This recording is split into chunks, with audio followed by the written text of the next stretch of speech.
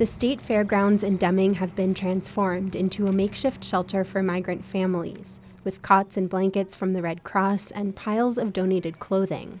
Until recently, this fair barn was empty.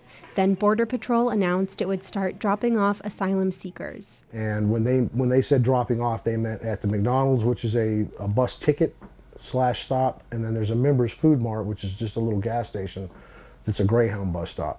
Chris Bryce is assistant manager of Luna County and runs the county detention center. He says local officials scrambled to set up a shelter so families weren't simply dropped in a fast food parking lot. You can't put 150 people who have no clue where they're at on the streets in a small town like this, with no access to restrooms, with food, so there's the public safety side for our residents. And then the other side is the human side of it. You just can't do that to people. 2 busloads of migrants arrived at the fairgrounds on Mother's Day, and they've been arriving daily, more than 5,000 through early June.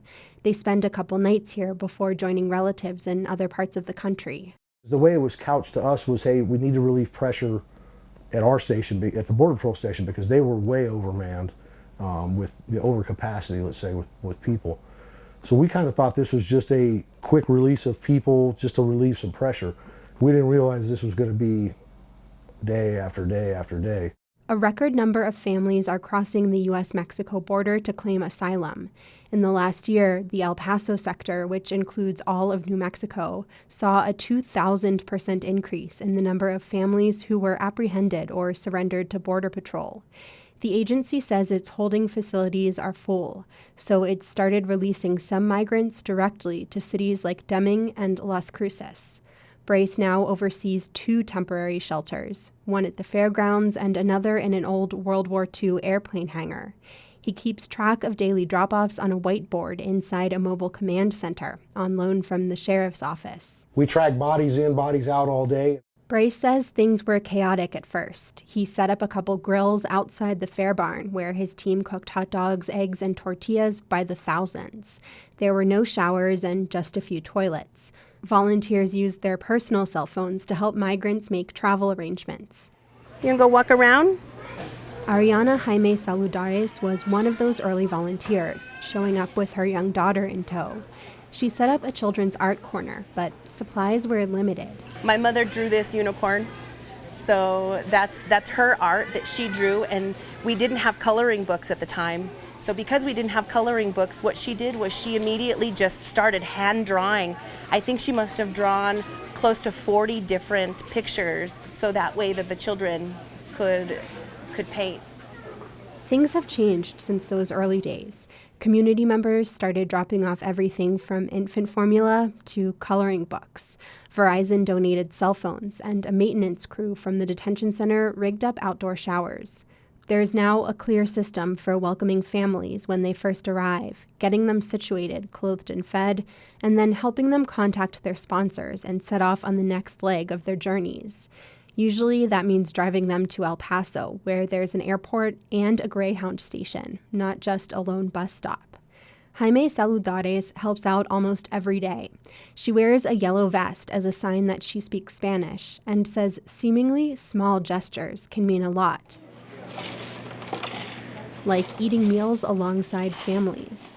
In my opinion, it's very important for the volunteers to eat what we're serving our guests so that our guests can see that what we're providing for them is good enough for us too. I don't ever want there to be a distinction between a guest and a volunteer. They need to see that they're not getting sloppy seconds. This is handmade. This is made with compassion. 60 miles away in Las Cruces, a similar scene is playing out, this time at an old Army Reserve Center. The city began leasing the space in April for about $12,000 a month. Carlos arrived here from Guatemala with his 9-year-old son, Kevin. Back home, he struggled to earn enough for his family to live on. When he could, he rented land to grow things like beans and corn. He wanted to grow cardamom. It's a more lucrative crop. But because he doesn't own his own land, it's hard. No tenemos donde trabajar allá en Guatemala, somos pobres, mis padres son pobres, no tenemos terreno, no tenemos donde sembrar. Pues por eso decidimos venir aquí a Estados Unidos. Carlos left behind his parents, wife, and 2 young daughters.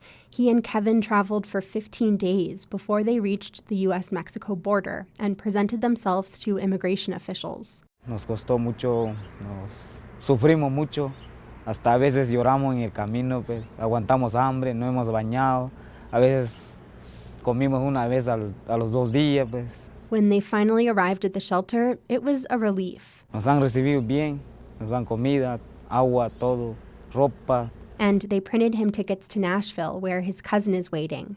He says his son is excited to study and learn English. Carlos simply hopes to find a job. Inside the shelter, several migrants clutch manila envelopes filled with important documents, including Greyhound tickets and notices to appear in court. Everyone here will have to make an asylum case in front of an immigration judge. They have a legal status. Once Border Patrol leaves them with us, they're legally here in the United States. Yeah, they're claiming asylum, and they'll have their court date, and people will complain about how that far out that court date is. That's all out of our hands. But these are families. These are people. The Las Cruces City Council voted to dedicate $575,000 to sheltering migrants, while the Deming City Council voted to dedicate $1 million. Doña Ana and Luna counties are also kicking in funds. Chris Bryce, the Luna County Assistant Manager, expects to get that money back. He says Governor Michelle Lujan Grisham told him the county will be reimbursed by the state or federal government. We've been assured by the governor that that we'll get restitution for what we are spending on this effort, and I fully believe what she says. We are operating under the assumption that we will be made whole with whatever we have to spend on this effort. Lujan Grisham recently traveled to Washington, D.C. to request additional funding for border communities, and she filed a lawsuit against the Trump administration, in part to seek reimbursement for what's already been spent. She's also calling for the government to reinstate its Safe Release program, where immigration officials help migrants make travel arrangements before they're released from custody. For now, the state is providing some border cities and counties with $250,000 emergency grants. Bryce says he's looking into long-term housing options and hiring seasonal employees. He's one of several people working to balance new demands with everyday municipal services. Raul Mercado is Deming's fire and EMS chief. His crew is working out of the old airplane hangar, running calls while also caring for asylum-seekers. We're kind of stationed here at the airport right now, not at our station, so our times are a little bit delayed on responses. We're not doing the inspections and training that we typically do. Obviously, you can't have city, county employees and volunteers. Everybody gets fatigued. We all have other jobs that we have to do as well. There are more efforts to ease the strain, like transporting families to larger, less overwhelmed cities. Due to a federal policy, immigration officials can't transport migrants for more than 8 hours. So the governor's office paid for a bus from Las Cruces to Denver. A foundation in Santa Fe chartered a bus from Deming to Dallas, where a church took in dozens of migrants. Not everyone has been so welcoming. Both Otero and Sierra counties passed resolutions against sheltering migrants. But Aaron Serra, Deming's city administrator, says it's not so simple. The city and county didn't have any say in whether or not they received migrants. We don't have a choice. The Border Patrol is leaving these people here. They're going to leave them in the middle of town, or they're going to drop them off here.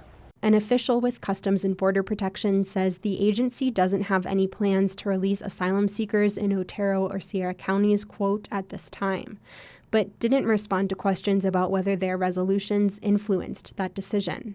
The official says Deming is close to 2 Border Patrol stations, so logistically it makes sense as a drop-off site. And those drop-offs could continue for a while. Chris Bryce with Luna County said the last he heard, this might go on for up to 2 years.